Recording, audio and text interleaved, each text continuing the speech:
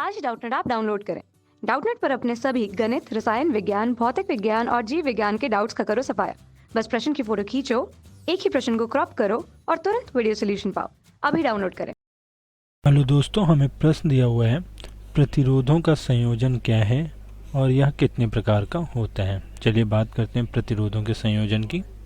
तो प्रतिरोधों के संयोजन का मतलब ये है कि हम प्रतिरोधों को कैसे संयोजित कर सकते हैं या जोड़ सकते हैं। तो जैसे कि हम ओम के नियमानुसार जानते हैं, जो हमारा प्रतिरोध होता है उसको हम कैसे लिखते हैं। आर बराबर क्या होता है हमारा, वी बटा आई के। जहाँ पर वी, जहाँ आर बराबर हमारा जो होता है, हमने अभी लिखा था क्या होता है, आर बराबर वी बटा आई के। जहाँ पर वी हमारा क्या है, विभवांतर तथा आई क्या है, प्रवाहित धारा। तो हमें प्रतिरोधों का समायोजन देखना है। तो हम प्रतिरोधों को दो तरीके से समायोजित करते हैं।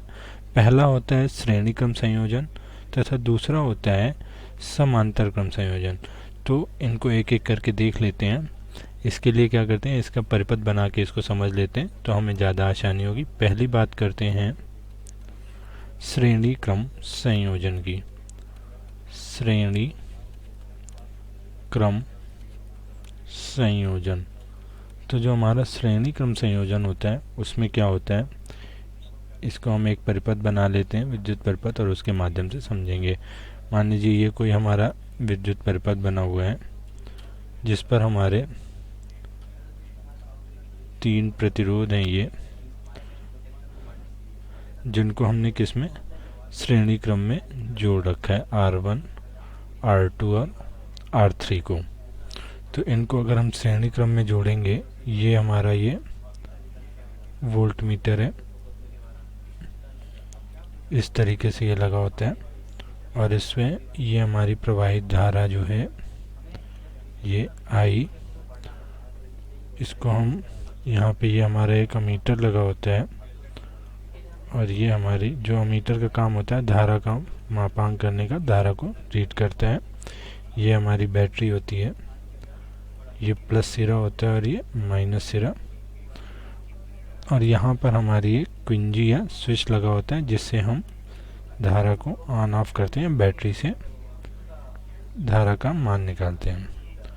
जब कुंजी ऑन होती है तो हमारी धारा इसमें प्रवाहित होने लगती है, और कुंजी जब बंद कर देते हैं या उसको हटा लेते हैं तो धारा का प्रवाह रुक जाता है। तो जो हमारा श्रेणी क्रम संयोजन होता है, इसमें जो हमारा तुल्य प्रतिरोध होता है उसको हम क्या लिखते हैं, तुल्य प्रतिरोध को R बराबर, या R इक्विवेलेंट होता है बराबर किसके, R1 plus R2 plus R3 के, अर्थात समस्त प्रतिरोधों के योग को हम तुल्य प्रतिरोध या R इक्विवेलेंट कहते हैं।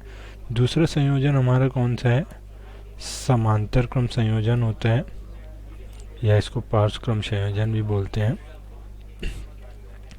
समांतर क्रम संयोजन, तो समांतर क्रम संयोजन में हम क्या करते हैं, इसका भी एक छोटा सा चित्र बना लेते हैं, देख लेते हैं।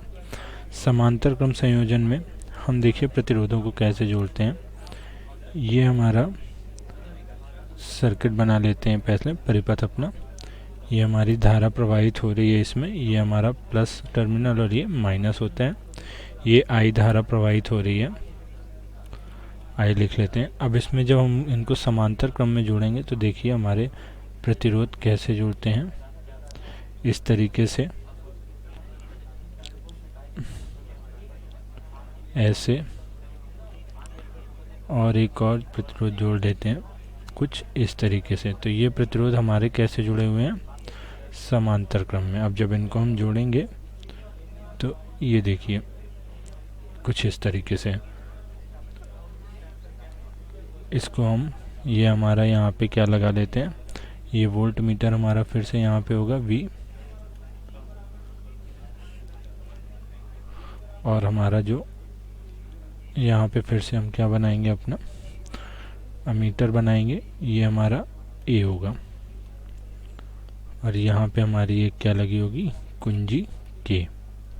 तो ये हमारा परिपथ ऐसे बनेगा, इस तरीके से कुछ।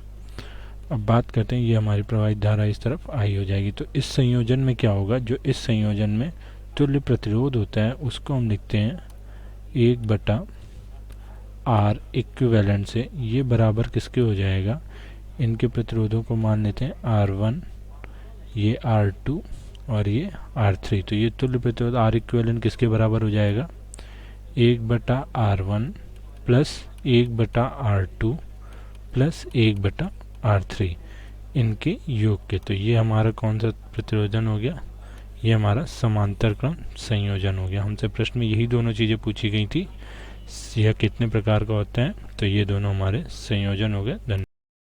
कक्षा 6वीं से 12वीं से लेकर नीट, IIT, JEE वो एडवांस के लेवल तक 1 करोड़ से ज़्यादा छात्रों का भरोसा। आज ही डाउनलोड करें डाउटनेट ऐप या व्हाट्सएप करें अपने सारे डाउट्स 8400 400 400 पर।